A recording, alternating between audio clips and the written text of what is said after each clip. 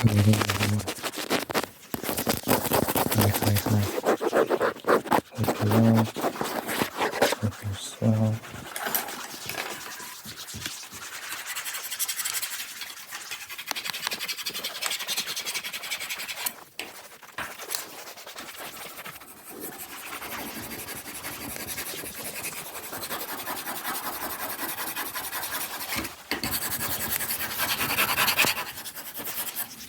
How you feel?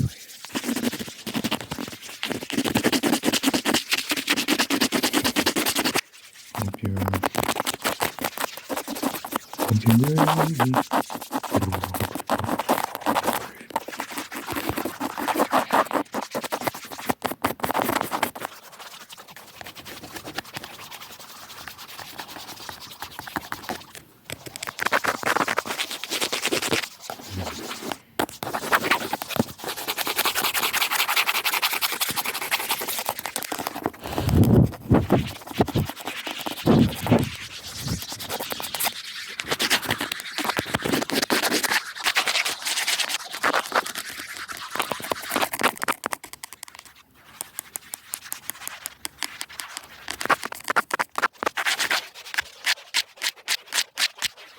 Last night, some interesting chats were had. I was talking to someone, and he said to me, we're having a discussion about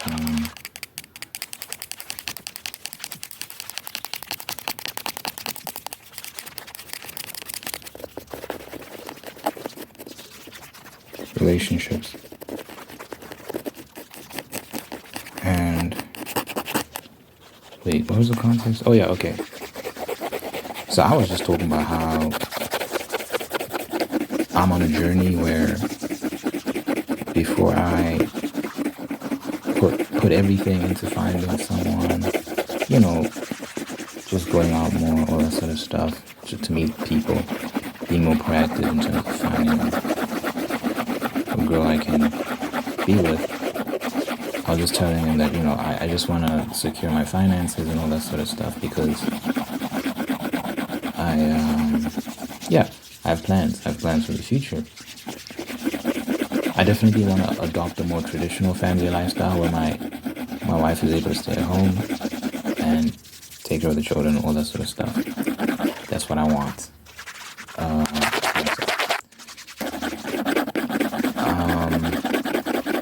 So I was just like, you know, obviously you have to be able to provide that. You have to be in a position to offer that. You can't just make those requests without being able to provide. So he was saying he'd read some book and someone said there that a lot of men only feel worthy of love once they start earning a certain amount of money. And, you know, it got me thinking that I know that money doesn't make you worthy or anything like that. I know that, but I think there's a difference between knowing something and acting as if you know that, like living as if that's true. So I do think it's important for me to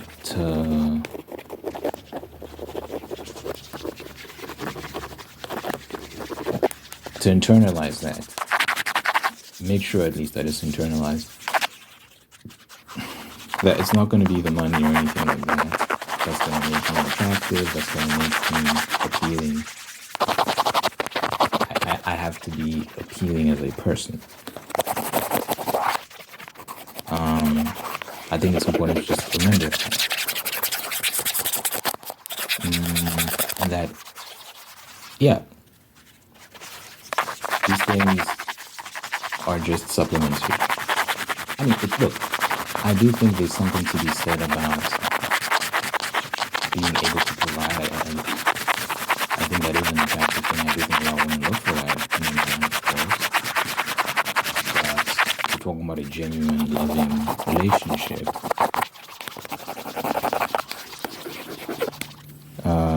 Yeah, she'll love me for me. She'll love me for who I am as a person beyond the material stuff. So I think that's just an important thing for me to internalize. So I enjoyed that discussion because it got me thinking.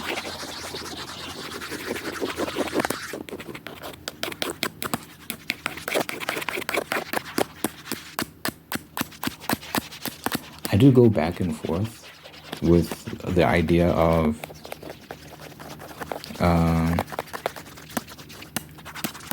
a traditional setup in terms of marriage and home lifestyle versus maybe a more contemporary setup. I don't know. I'm pretty much settled on this idea because that's what when I think about the former idea of her being at home and tending to the house and just that's her role and like my role is to provide. I think that makes me the happiest. That's what is most appealing to me. But I can also appreciate the value in a setup where you work together, you build together, a team effort, a family business. I think that's nice too. And I can see the appeal and the merits in that. So we'll see how things shape up. I don't know. I really don't know how things will end up. But I do think it's good to have a vision for yourself, and I allow that vision to steer me in a direction. And maybe along the way, I might meet someone that fulfills most of that vision, but she's a bit divergent in this way or that way. But I'm willing to accommodate it because, hey, it's actually more appealing than I thought it would be or something like that. We'll see. We'll see. I'm flexible. But yeah, no, I definitely do want those demarcations, those distinctions, those roles. I think regardless of whether she's working or not, I still want to be the head of the household and the primary provider. I think that's important. Not everyone agrees with that. That's fine. You do you. You do you. It's okay. Just don't yell at me in the comments, please. Don't yell at me in the comments.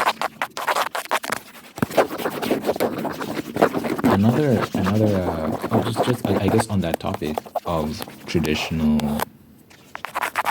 roles and all that stuff. This girl is really making mention. She got married in October. This past October, like around the 5th of October or something. So she's recently married, and she was saying that she makes breakfast. She started making breakfast for her husband every morning. She's been doing this for like 3 weeks now, and the dude in the room just started clapping. We were like, "What? That's amazing." And she was talking about how she enjoys it. It actually makes her happy to do that for him. And he's gotten softer. He's just gotten softer as a result of her doing that. And it's just nice. She enjoys it. He enjoys it. Everyone's happy.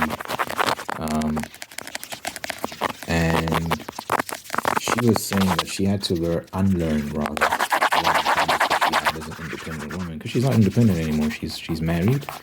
By definition, she's not independent anymore. She's part of a team now, and her husband is primary caretaker, and she works. She still works.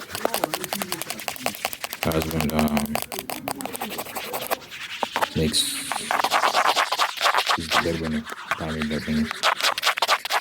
So she was saying she had to unlearn a lot of her boss babe tendencies, and she's better for it. She's happy now.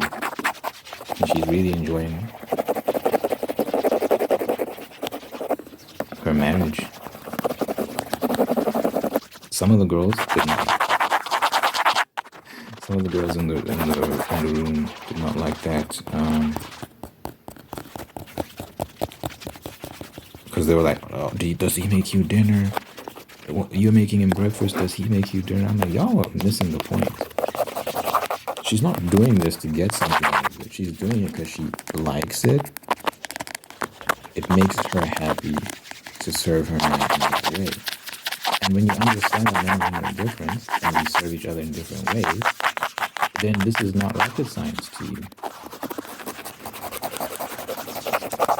Um, Men dream about this. I'm not even exaggerating. This might be TMI. I don't know. I get genuine. Okay, wait. Let me calm down. Let me try to phrase this in a way that's palatable. I don't know if there's a way to say that's palatable. I get aroused when I see imagery of a woman baking or cooking or stuff like that. Sometimes I don't even have to see the woman. I just need to know, like, if you like post a picture of a cake or whatever that you bake, if I know that you baked that and I'm just looking at the image of the baked item, I get aroused. I could literally be looking at a cake and I get aroused just knowing that you baked it. I don't know. That's just me. I'm not even joking. That's not even a joke. That's a real thing. I've had moments like, okay, no, I can't say that. I can't say that. Never mind. But yeah, like the point is,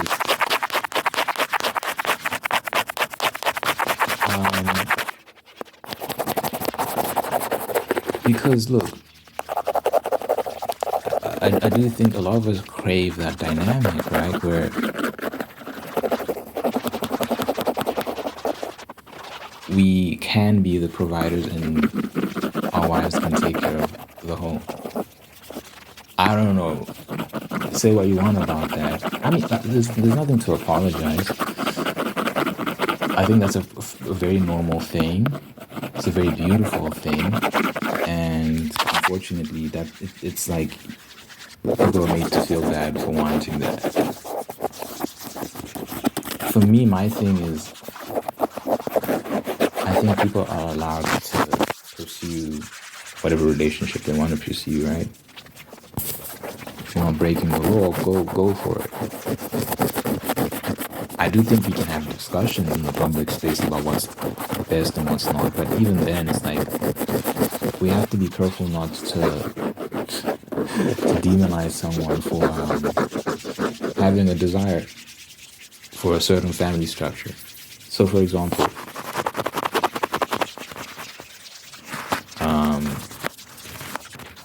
what I'm talking about, if you want a stay-at-home wife, a homemaker, you want to be a provider, there's nothing wrong with that. Inversely, I knew a guy, this guy, very smart dude. I'm not entirely sure what his profession is, something in the sciences, maybe bioengineering or something, I don't know. But he's like one of these academics, and he's got a bunch of degrees, and he keeps leveling up his degree, you know, even if someone goes from that to a PhD to this to that. So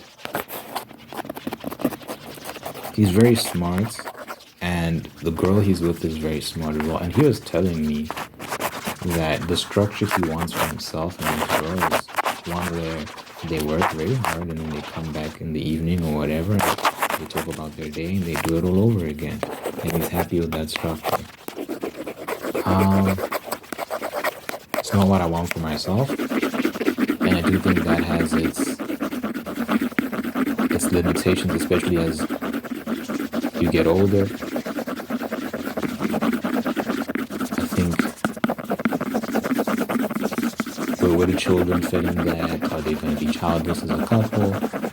That has its issues. We can debate all these things without animus, without hostility, without getting emotional. But regardless, he's free to do that if he wants to do that. I think I reserve the same rights to say I want a more traditional direction myself, in which I'm able to provide things I need. I think that's great.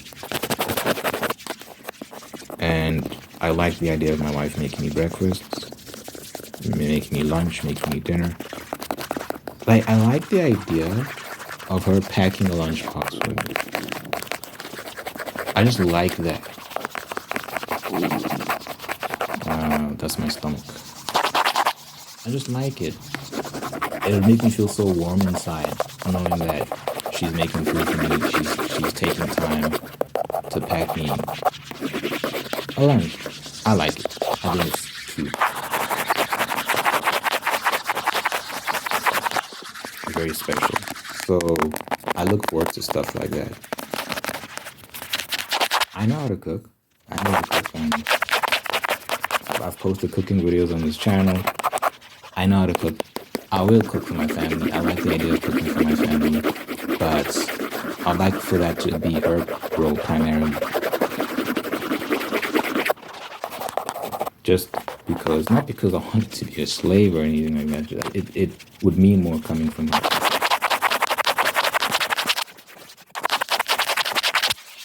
So it's not to say I wouldn't help or anything like that, but it would mean more coming from her. Because I do think we're different. I do think we should assume different roles. And I think we're happier when we assume these very natural roles as well. I think we're happier. And homegirl that was telling her story about her relationship with her husband, she sounds happy. She is speaking very positively about her husband.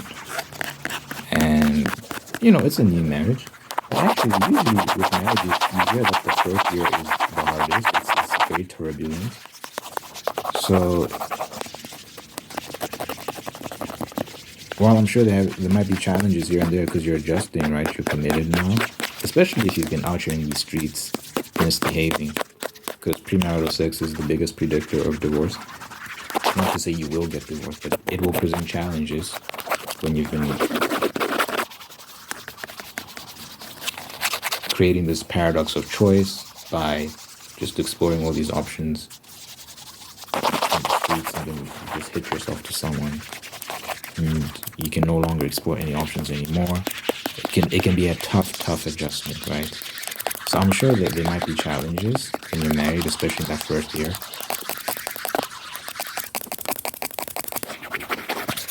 But that being said, she seems happy.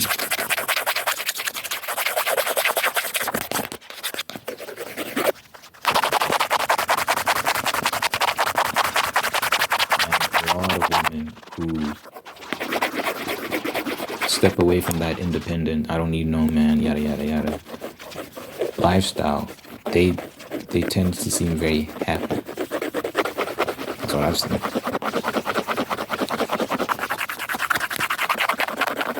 And again, it's up to you. One way or the other, it's up to you. I'm having open dialogue here. Well, it's kind of like a monologue, to be honest, but anyway. There's one girl who's like almost 40, still single, and she was one of the ones that was getting upset at the girl that was saying she makes breakfast for her husband. It's like, look, man, at some point you have to ask yourself, like, what are you willing to do what's required to find someone? Because I think sometimes I feel like we're talking at each other and not listening. Like, what do women want? What do men want? And also, there's also then beyond that, what's reality? Because what's been observed. So okay, let's say as a woman, you want a man that is a feminist. He just lets you do whatever you want. So let's say you want a dynamic in the relationship where it's 50-50. He's not a leader, he's just a partner. And he's in touch with his feminine side, he's emotional, all these sort of things. And maybe even you want to be the provider. You don't want him to provide for you, you want to provide for him, whatever, right? Let's say you get everything you want. What has been observed with dynamics like that is women tend not to be attracted to those sort of men. So as the relationship progresses, they stop sleeping with them. This is why so many marriages are sexless these days. because she starts to realize that she's neutered him. He's feminine, and she's not sexually attracted to him anymore because the things that make men attractive are the things that a lot of girls these days rail against. If you think about a masculine man, he's in charge. He wants to provide. He's the dominant figure in the relationship, and he presides over his wife. And I've talked about the submission, domination, sexual interplay between men and women. It's attractive, and it's natural, it's biological. And when we deny these things,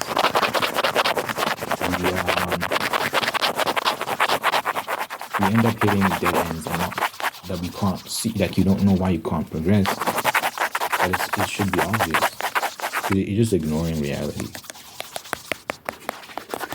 Guys, like, if you just look at the amount of marriages that are sexless, joyless, the couple's just not attracted to each other, there's resentment and lack of respect towards each other. A lot of this comes from, there's several factors, but a lot of it is really, if you don't have to clearly defined roles, or you're assuming those roles, and you're just trying to mix things up, and the formula has been laid out for you long before you were born. But people always want to switch things up, and it's to our own peril. And it's just something to consider.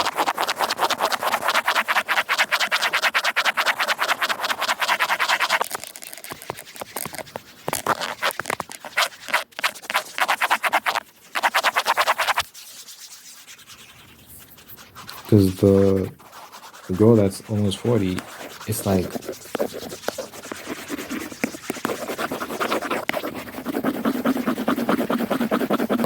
she's lived a life where she's prioritized her career. You know, she's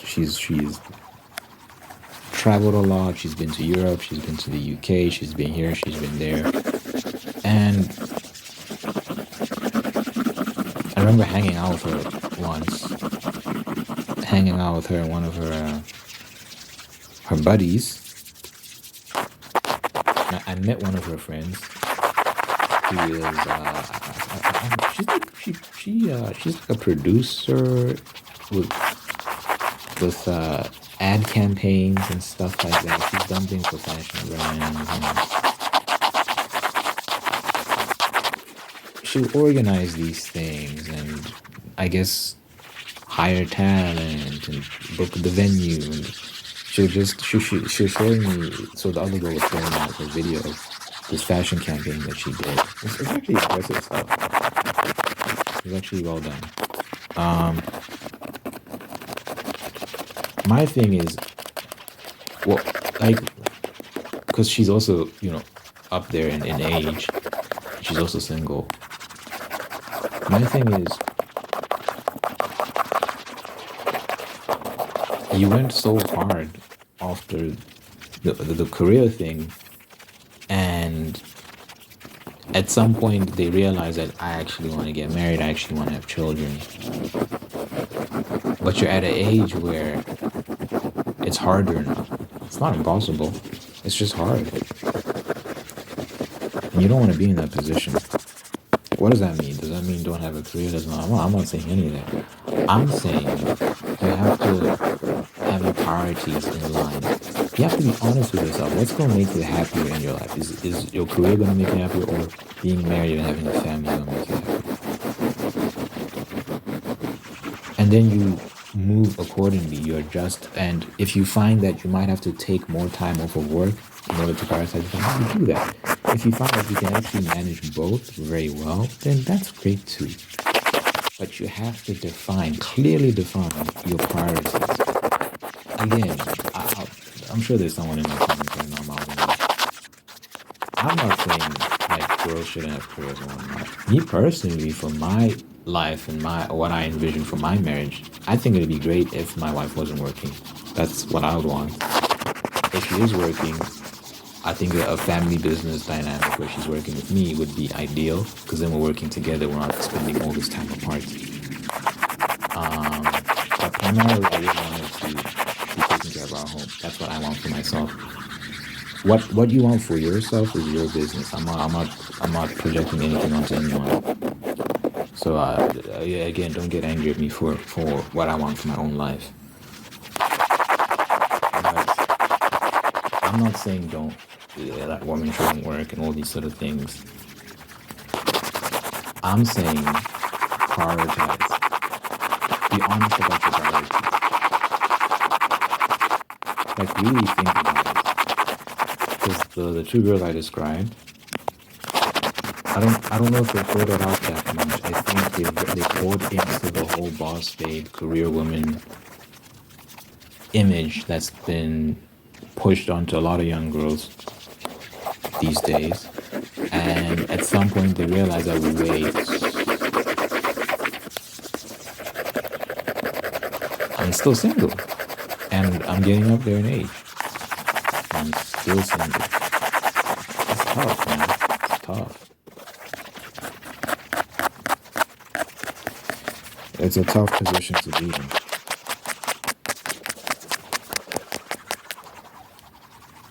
So if you clearly define your priorities, say, okay, like I do want a career, but I also want to be married and have children. And if I had to pick between being married and having children and having this successful career, I'd probably pick whatever matters to you most. If you're honest, and you just be honest about that. And if they'd said to themselves that I want to be married more than I want to have a career, I really do think they'd be married right now, because they would have set aside time to find a man. But they were so focused on, because here's the thing. So, for example, the girl that was traveling, she's been to the US, she's been to the UK, when you're moving around that much, you don't have stability. It's hard to find someone and just settle down.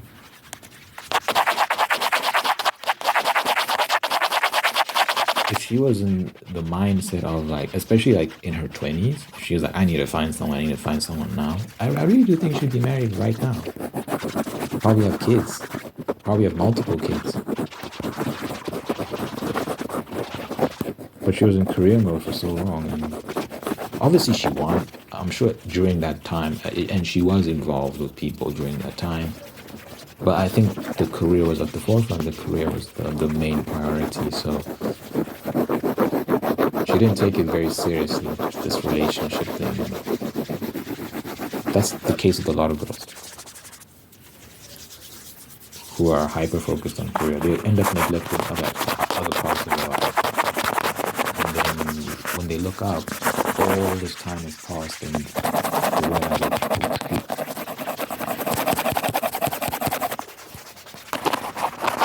and the reality is harsh, man. Because a man can look up and realize I'm 36, I'm 37, still single.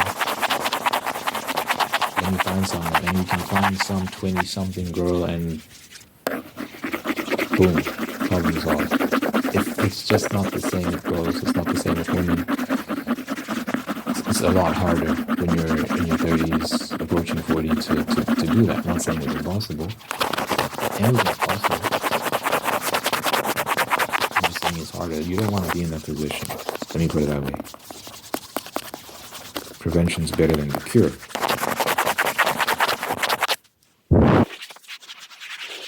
And there might be some girls in their 30s watching this.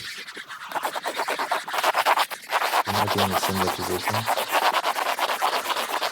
I wish you the best. I really do. I always pray at the end of my videos that people find love and marriage and that is happy. Because I do want this to. And you put your best foot forward and try, man. Try. But you have to have the mindset of like,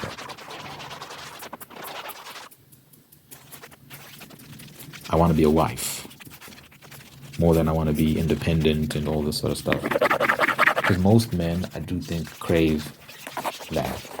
It's a biological instinct. Yeah, you can villainize us for it, but it's how we feel. We want to be providers. We want to lead in the relationship. So I feel like if you can just let that happen, you'll find that it'll be easy. You have an easier time of finding a husband. You'll have a much easier time. The standoffish, independent vibe, it's not very attractive to like masculine men who are the protector, provider type. And remember what I said before, like you can go for the other types, but what tends to happen is you marry them and then you're like, well, actually, I'm not that attracted to them. Because it's nature. More likely than not, you want a masculine man. So your mind is kind of fighting itself. One part of you wants this, one part of you wants that. So the part of you just instinctually gravitates towards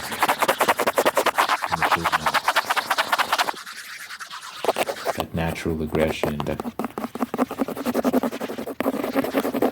leader persona, all that sort of stuff. There's something attractive about that, but then you want the soft soy boy feminist gas queen. You want that guy as well. You're gonna have to pick one and live with the choice. But anyway, I'm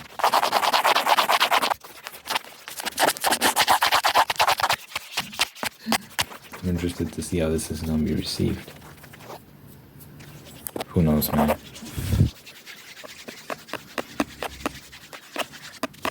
Who knows?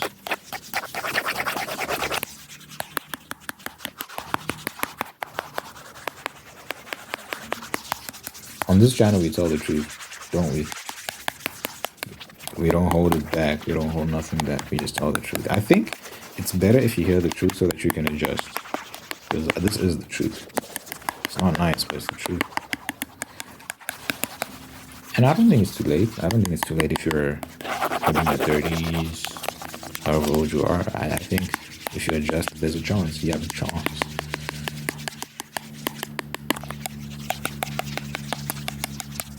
But to all the young girls watching this, just remember, man, we don't want to neglect the most important things in life, and then you look up one day and it's like you have to start scrambling to try and secure that essential part of life before it's too late. You don't want to be in that position. And I've seen it so many times, and it's tough. People be crying, man. People be crying, asking for prayer. It's tough. You don't want to be in that position.